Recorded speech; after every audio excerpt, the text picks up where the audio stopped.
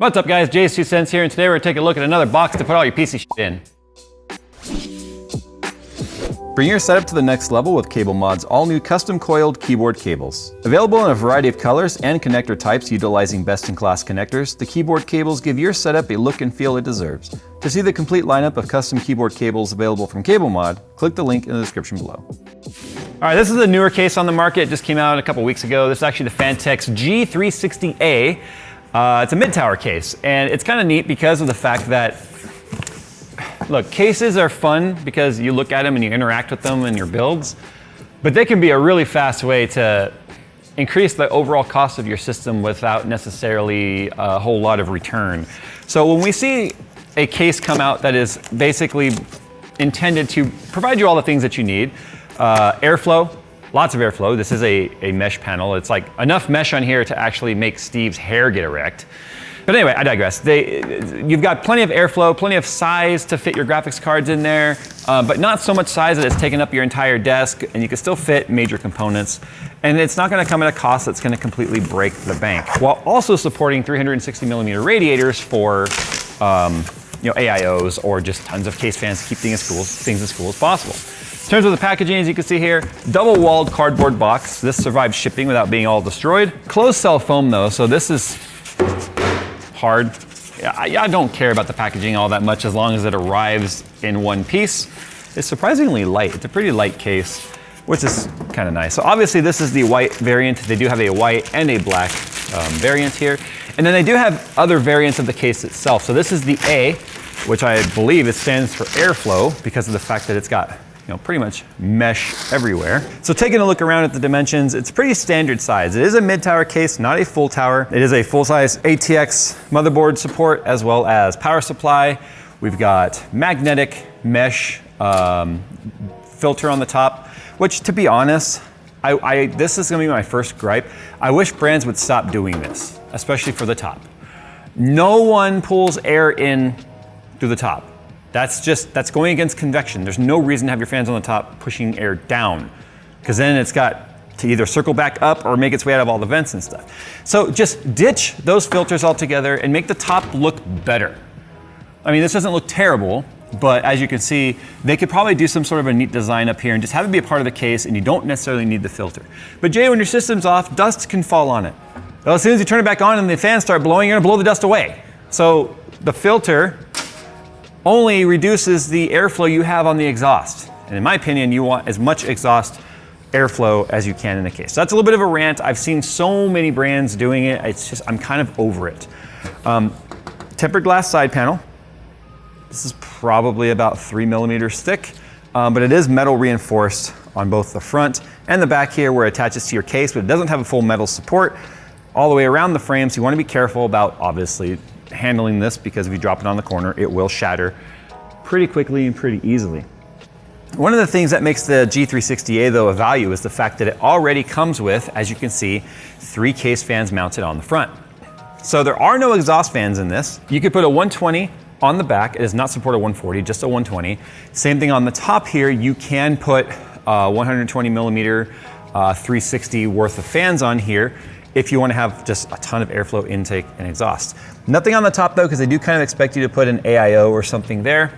As you can see by looking at it, it is also offset, because one of the things that you have to account for with a mid-tower case is how much room do you have between the top up here where the motherboard goes and heat sinks that are going to stick up off of motherboard VRMs, and will it impact the radiators or the fans if they hang down? I kind of wish they had done white screws or even just stainless, because I think that always looks really sexy against white, but whatever, this could work for a Stormtrooper build.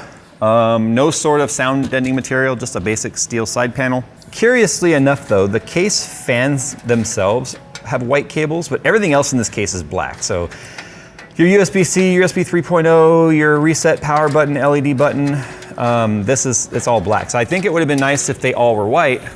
That way if we look from the front side here, you wouldn't have this being such a stark contrast against all the white on here. But again, these are things that are just, I think, nitpicks and nice to haves, considering the fact the price and the value of this case already, there's gonna be some sort of give and take. In terms of storage support, I'll pull these guys out of here. We have two 2.5mm drive sleds for SSDs or control boxes or any sort of accessory that actually mounts where an SSD could go. That is where you'll mount those. If you don't want to put these in, you could take these off, unscrew all of these, and you have a flat area to double-sided sticky tape, maybe like a Commander Pro controller for like Corsair or something like that, or maybe the control box for like Lee & Lee's Unifans or the L-Connect box. You could mount those there. I believe the L-Connect box might even fit in the sled though. But down here we do have 2 drive sleds for, again, either 2 more SSDs or 2 3.5-inch drives. So the 3.5-inch drives will mount through the side right here. They are toolless. You can see the little clips right there that clip into the side of the drive. Or we have the 4 screws right here to mount an SSD on the sled. So you can have 4 SATA drives natively in this, or 52 if you just get creative and use double-sided sticky tape like I do. This drive cage is removable. That's nice to see. So if we look at the bottom here, you can see we've got 4 screws right here to remove the drive cage from the bottom. And then the same thing goes for the inside right here. We've got that screw. I think it's that one, and that one, those 4. And then the whole drive cage will come out. Oh, so they're actually 2 separate. Okay, so if you want to keep it a little bit more rigid, you can remove half of it because it's not a true, like, complete cage. It's just 2 halves that you install in there like this. Now you can see you have these other hole locations here. So you can scoot the thing over a little bit. You have a couple locations here so you can move these over. That way you have more room if you're not going with 360 millimeters worth of fans to have extra space for power supply cables, or if you just happen to have an older power supply you're hanging on to that's really long, then you could have, as you can see now, all this extra space. And then we are not all flimsy and stuff because I'm gonna take that other piece out because I'm surprised it's actually not bending and flexing around like I typically find when we remove drive cages that are actually screwed into the chassis, because they'll often serve a purpose of being structural as well as, functional for holding a drive. So that's out. You know what? It doesn't feel any different. Okay, so that's good to know. But if you look right there, the bottom fan, as you can see, does supply air flow to this bottom chamber for help with the power supply cooling and stuff, or any drives that are sitting there. So if you move this drive cage over all the way like that, you can still use the fan. You just aren't gonna be able to do that if you are using like a 360 radiator or something right here in the front. So you can mount a 240 in clear, but you won't be able to use the 360, so you need to keep that in mind. I honestly feel that you should be putting the radiator on the top anyway, if it doesn't interfere with your motherboard, because it's just better to have cool air going into the system, air cooling all the components that have a heatsink on them, whether it be your graphics card, your VRMs on your motherboard, and then exhausting it through the top anyway. No vertical GPU mount in this, but it does have this, which I absolutely hate. These are pointless. These little like locks that go over the screws. I don't understand why brands do this. These are absolutely pointless. There's no reason for this.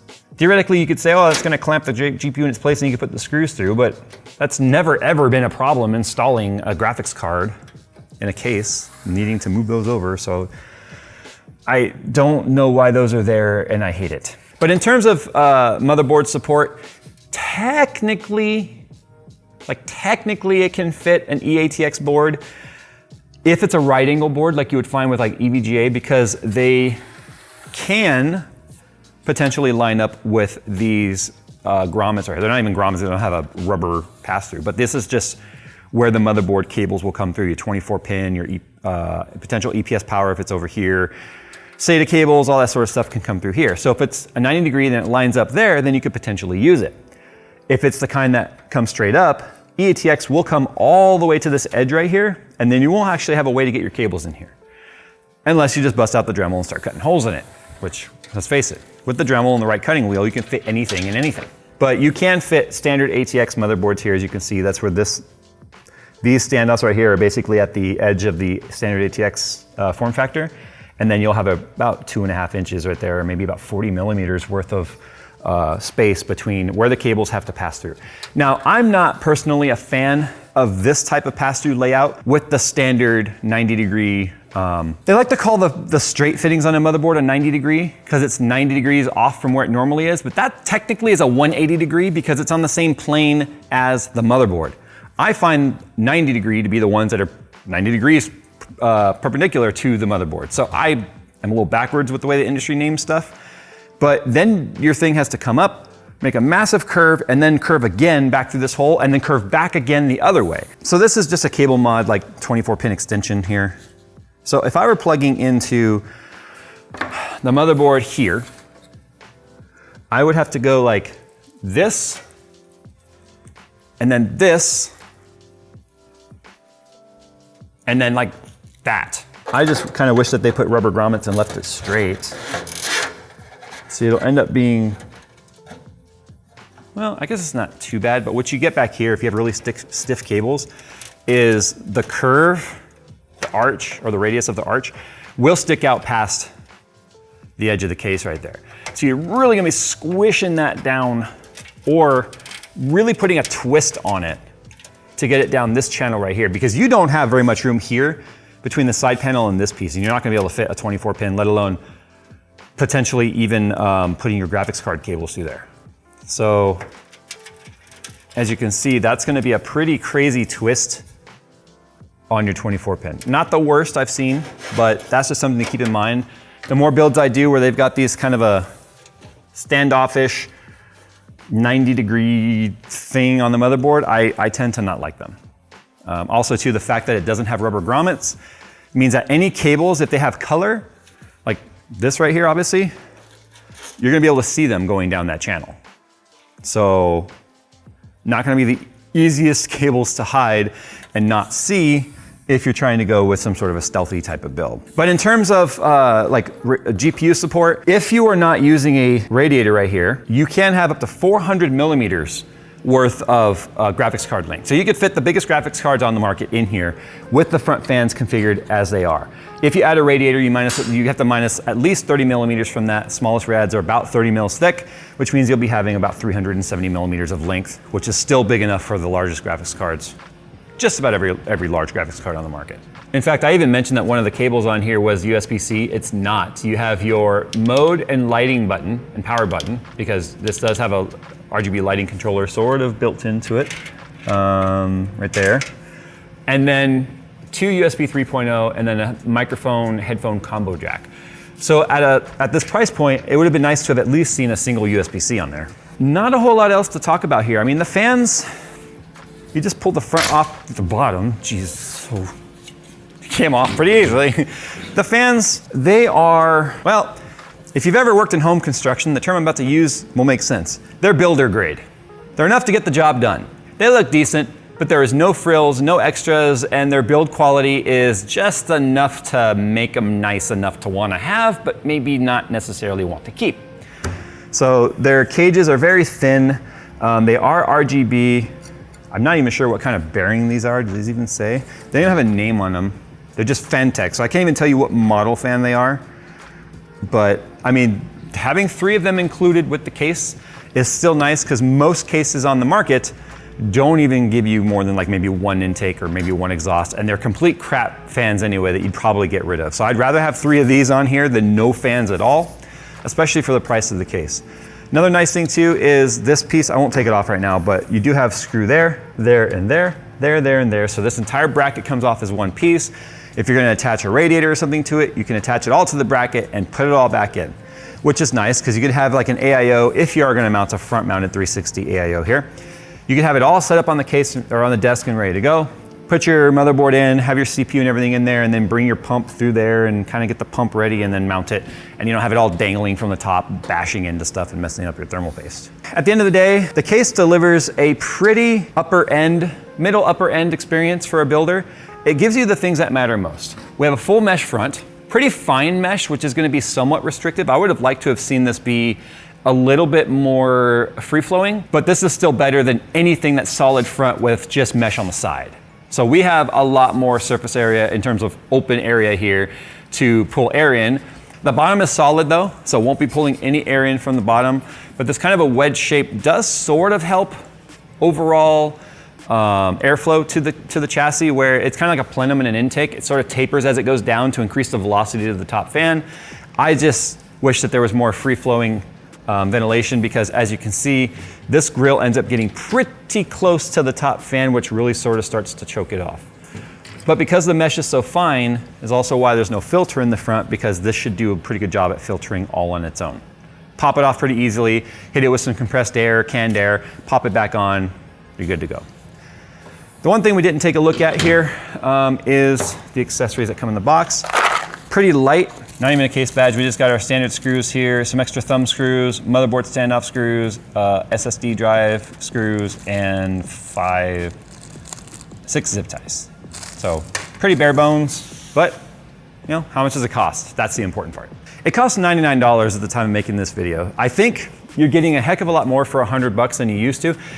That's still, believe it or not, in like the average builder, probably the upper limit of many people's budget on what they're willing to spend on the box to put their parts in. I mean, at the end of the day, the case serves two purposes. It's an enclosure to put all the stuff in, and you're creating a cooling environment here. So you're kind of creating an airflow wind tunnel that directs air where it needs to go, while also looks nice and holds all your parts. One of the things I would think it would have been nice to have for that price is if they included their vertical mount bracket that they make for their cases that you can buy as an optional part, then I think that would also really help with the value. But given the cost of what riser cables are, then the metal and tooling to make it, I can see why they would want to sell that as a separate part for those that want it, rather than increasing the entire cost of the entire kit for those that may not need it. So that's kind of up to you to decide if it's something that you want or not. But you know, at the end of the day, I think for $100, it's a lot better than what you used to get, especially since case prices have kind of gone up with tariffs over the last few years, steel tariffs, just the cost of tooling and manufacturing costs going up as a whole across the world. So there you go. Has anyone built in this case yet? I haven't built in it yet, but I built in enough chassis that basically use this exact layout to pretty much have a pretty decent idea of what to expect. I still think steel screws or stainless screws would look so nice in place of all these black screws, because it blends in so well with white. It just doesn't stand out as much. But if you were going to do like a Stormtrooper type of build and you put a bunch of black parts in here, that would have a pretty neat contrast. Anyway, if you've built in this before, why don't you comment down below how the build went, any shortcomings of the case that maybe I failed to mention here, or how has your experience been with the case, both temperatures and just overall experience. Thanks for watching, guys, and as always, we'll see you in the next one.